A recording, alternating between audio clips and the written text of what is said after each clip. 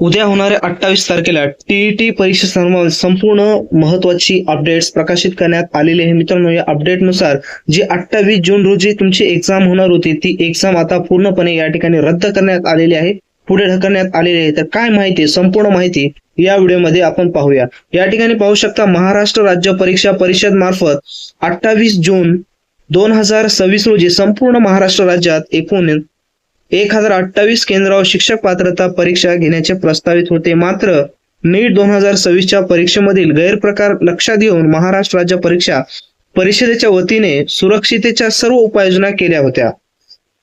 तथापि आज दिनांक 27 जून 2026 रोजी पहाटेच्या सुमारास गोपनीय माहितीच्या आधारे भिवंडी येथे काही इसमाकडे प्रश्नपत्रिकेबद्दल माहिती असल्याचे समजल्याने भिवंडी पोलीस यांनी सदर ठिकाणी धाड घातली आणि त्यानंतर तपासणीसाठी महाराष्ट्र राज्य परीक्षा परिषदेच्या अधिकाऱ्यांना बोलावून तातडीने पडताळणी केली असता सदर इमामाकडे शिक्षक पात्रता परीक्षा म्हणजेच टीईटी जून 2026 परीक्षेच्या प्रश्नपत्रिकेतील काही प्रश्न समान असल्याचे आढळून आल्याने भिवंडी पोलीस ठाण्यात गुन्हा नोंदवण्यात आलेला आहे.